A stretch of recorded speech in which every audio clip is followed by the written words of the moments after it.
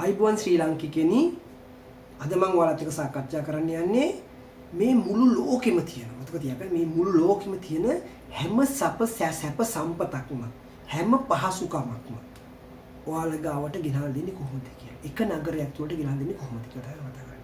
හරිද? ඒක නිසා මේ සම්පූර්ණ විස්තරය බලගන්න ඕන නම් මේ වීඩියෝ සම්පූර්ණ ඉවරටම බලන්න. ඉදා කෙටි වීඩියෝ එකක් තියෙන්නේ. පුළුවන් තරම් බලන්න. පුළුවන් තරම් තේරුම් ගන්න හැකියාව ගන්න. එහෙම තේරෙන්නේ නැත්නම් නිතුන් කරප්පල බලලා හරි එහෙම නැත්නම් තව කෙනෙක් ලව්වා හරි අහලා තේරුම් ගන්න. මොකද මම අමුතු පුද්ගලයෙක් අමුතු දෙයක් කියන්නේ ඔයාලට ඔයා ඒක හන්දා අමුතු මිනිසා channel එක තුලින් මේ හැම දෙයක්ම තේරුම් ගන්න දෙන්නේ උත්සාහ කරනවා. තේරුම් ගන්න උත්සාහ කරනවා. නැත්නම් පුළුවන් තේරුම් ගන්න හැකියාව දෙනෙක් ලව්වා හරි තේරුම් ගන්න. මොකද දිනුට තේරෙන්නේ නැති හන්දා මම එහෙම කියන්නේ. හරිද? ඒක හන්දා බලන්න මේ හැම දෙයක්ම පුළුවන් දේවල් කියන්නේ බැරි දේවල් නම් කියන්නේ සාක්ෂි සාධක ඇනුව ආතකනුව ඔප්පු කරලා පෙන්නන්නම් කරන්න පුළුවන් දෙයක්. හරිද? මෙච්චර දවස් ඔයාලා රැවටුණා. මෙච්චර දවස් උපන් දායිදා දක්වා ඔයාලා රැවටිලා තියෙන්නේ 99%ක්ම ඔයාලා රැවටිලා තියෙන්නේ. ඇත්තම කතා කරනවා. 99%ක්ම ඔයාලා රැවටිලා තියෙන්නේ ඇත්තම කතා කරනවා මේව. නැත්නම් මාත් එක්ක තරහ වෙන්න එපා. මාත් එක්ක අමනාපයක දගන්න එපා. මම හැම දෙයක්ම ඔයාලට කියලා දෙන්නම්. ඔයාලට මේක. මොකද ජීවිතේ ඕනම සත්වෙක්. මතක තියන්න ඕනම සත්වෙක් මේ ලෝකෙට බිහි වෙන්නේ විඳවන්න නෙමෙයි. මතක තියාගන්න විඳින්නයි. හරිද? නමුත් අද ඔයාලා විඳවනවා. මතක තියාගන්න. එහෙමනේ ඔයාලා විඳවනවා. ඒක හන්දා අද ඉඳලවත් විඳින්න ඕන නම් ඔයාලට මං කියන විදියට කරන්න.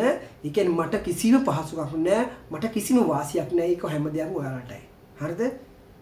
ඒක නිසාම කියන්නේ මේක බලන්න පුළුවන් තරම් මේ ෂෙයා කරන්න.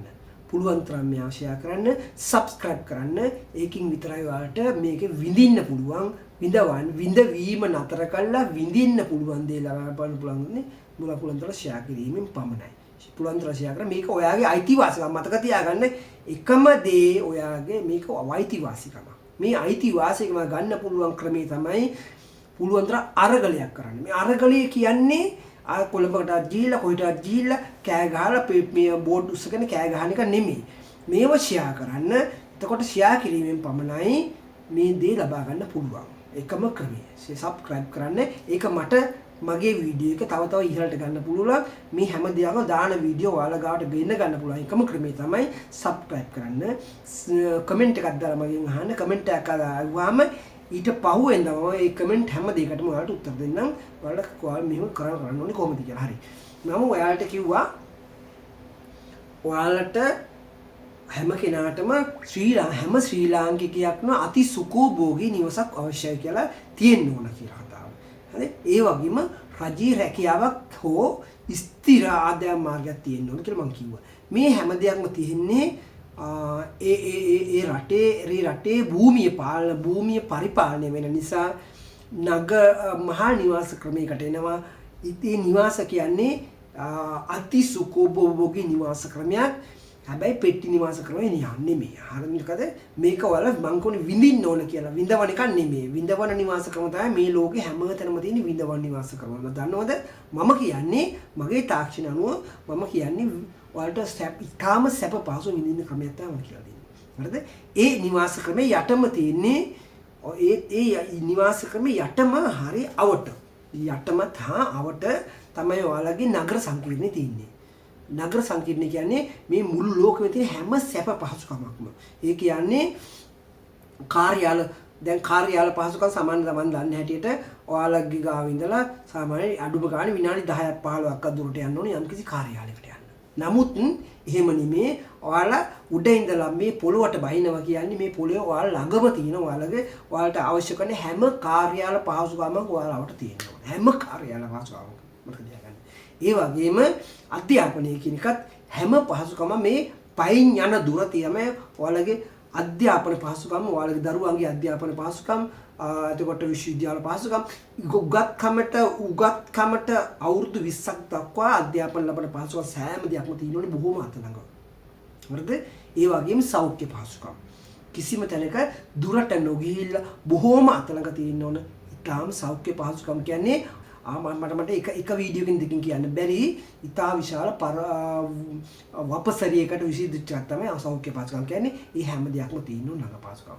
ඒ වගේම හැම ප්‍රවාහන පහසුකමක් හැම ප්‍රවාහන පහසුකමක වාහනයක යන්න තරම් වාහනයක් අරගෙන කරන්න තරම් ඒ තරම් දුරක් නෙමෙයි බොහොම අතලඟ තියෙන පහසුකම් ක්‍රමයක් තමයි තියෙන්නේ.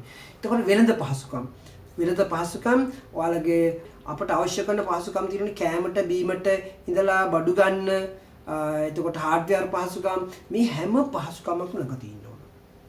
හැබැයි මේ හැම දෙයක්ම කලමනාකරණය වෙච්ච පහසුකම්. මොකද ඔයාලා මෙහෙම කිව්වහම ඔයාලා හිතාවේ ඔයාලා එදා ඉඳලා මෙදා තුර හැම දෙයක්ම දැක්කේ කොළඹ ගාල්ලේ ගම්පහ වගේ හරි කලබලකාරී පරිසරයක් නෑ. මේ මම කියන ක්‍රමේ කිසිම කලබලකාරී විපර්යාසයක් නැහැ. කලබලකාරී පරිසරයක් නෙමෙයි තියෙන්නේ මෙතන. කවදාකවත් ඔයාලා ජීවිතේ දැකපු නැති ඊටාම සංසුන් ඊටාම කලමනාකාරී පරිසරයක තමයි මේ තියෙන හැම දෙයක්ම.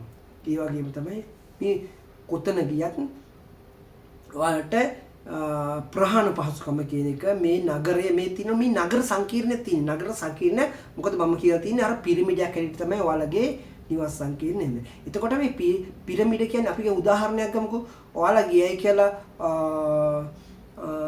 මේ කඳුකර ප්‍රදේශයකට ඔය තීරෝනේ නුවර පැත්තෙන් ඉඳලා ඔය බලන්න වටපිට හැම තැනම කඳු තියෙනවා.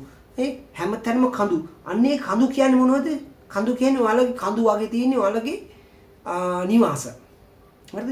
ඒ කියන්නේ බිම තියෙන්නේ ඔයාලගේ සම්පූර්ණ නගරේ. නමුත් නගරේ වුණාට ඒ උඩකට නැගලා හරි අපි බිම බැලුවාම කිසි කොහාට පේන්නේ නැහැ මේක නගරයක් කියලා කිසි දෙයක් පේන්නේ නැහැ.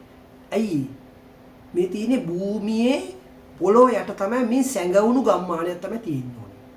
මොකද හේතුව නගරයක් වුණාම අපි ඔයාලා එදා තුර දැකලා තියෙන නගර තමයි හරි කටුකයි දැක්කහම එපා වෙනවා. මොකද රස්නේ වාහන වලින් හෝන් ගහනවා නේ මිනිස්සු ගැවසෙනවා නිතර දෙකේලේ හරි කලබලකාරී විපර්යාසයක් පරිසරයක් නේ. මේ කලබලකාරී පරිසරය කවදාකවත් මම දැන් කියන ක්‍රමයට ඇදුවාම ඔයාලට පේන්නේ තනිකර භූමියක් විතරයි. ගස් කොළන් තියෙන මිනිස්සු පේන්නේ නැති, ගෙවල් දොරවල් පේන්නේ නැති සම්පූර්ණ භූමියක් විතරයි ඔයාලට පේන්නේ. මේක තමයි ක්‍රමී වගේ. හරිද? දැන් අපි කියමු ගෙවල් හැදුවයි කියලා. මේ ගෙවල් සංකීර්ණවත් කවදාකවත් මේ මහා නිවාස ක්‍රමයක් තියෙන්නේ කොහේ හරි ඉඳන් කවුරු හරි බැලුවාම පොළව බැලුවාම මේ පොළවේ කිසිම තැනක පේන්නේ නැහැ ගියා. මේක තනිකර තියෙන කඳු විතරයි. කඳු පද්ධතියක් විතරයි. මේ කඳු පද්ධතිය කියන්නේ කඳු පද්ධතිය ඇතුළේ තමයි ඔයාලගේ ගෙවල් තියෙන්නේ. හරි. ඒ ගෙවල් වල යට තමයි ඔයාලගේ තියෙන සම්පූර්ණ මම කියන්නේ නගර පහසුකම් තියෙන ඔක්කොම පොළව යට. හරිද? නමුත් මේක පොළව හාරලා පොළව කඩලා බිඳලා ගහන ක්‍රමයක් නෙමෙයි. ඒකින් වෙන්නේ අපේ පරිසරයේ සම්පූර්ණ සිසිල් වීම. මේක තමයි හරි ක්‍රමය. මේක තමයි නියම ක්‍රමය පොළව. ඒ කියන්නේ අපේ පරිසරය රැක ගන්න පුළුවන් මේ පරිසරය මේ අපිට ඊටාම සුව පහසුව ජීවත් වෙන්න පුළුවන් ක්‍රමය තමයි නගර සංකීර්ණ නගරය කියන ඊටාම හරි කූල්. මේක හරිම සිසිල්.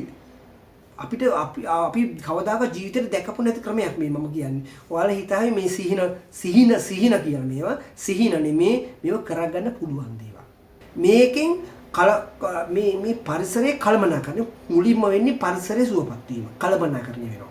අනිත් එක තමයි ඔයාලගේ රාජ්‍ය ඔයාලගේ මිනිස්සුන්ගේ ආර්ථිකය ඉතාම ශක්තිමත් වෙනවා. I think හිතන්න බෑ මේ ලෝකේ මිනිස්සුන්ට හිතන්න බැරි තරම් මේ ශක්තිමත් වීමක් වෙනවා ඔයාලගේ ආර්ථිකය. හරිද? රාජ්‍යය ඉතාම ශක්තිමත් වෙනවා. මේක තමයි කළමනාකරණයෙන් ඉතාම මිනිස්සුන්ට හිතාගන්න බැරිම සංකීර්ණත්වයක් තමයි මම කියන්නේ. මේ හිතාගන්න බෑ මිනිස්සුන්ට. ඒ තරම් ඔයාලගේ ඉන්න නගර නිර්මාණ කරන අය ඉන්නෝනේ. එයාලා පුළුවන් තරම් මාව දැනුවත් කරා මම එයාලට කියන්නම් කෙරෙන්න ඕනේ ක්‍රමය කියලා දෙන්න. හැබැයි මේ හැම දෙයක්ම කරගන්න පුළුවන්. මේ හැම පහසුකම් වලදී ඔයාලට ඕන නම් මේ වගේ තැනකට එන්න පුළුවන් තරම් මේක සබ්ස්ක්‍රයිබ් කරන්න, ෂෙයා කරන්න. මේ ඔයාලගේ අයිතිවාසිකම් මේව දිනා ගන්න. හරිද? මේ නගර කළමනාකරණය නගර සැලසුම් කරන අයගේ වගකීමක් මේක. මේව දිනා ගන්න පුළුවන් එකම ක්‍රමය තමයි පුළුවන් තරම් සබ්ස්ක්‍රයිබ් කරන්න. හරිද? මේ සබ්ස්ක්‍රයිබ් කරන්න ෂෙයා කරන්න. හරිද?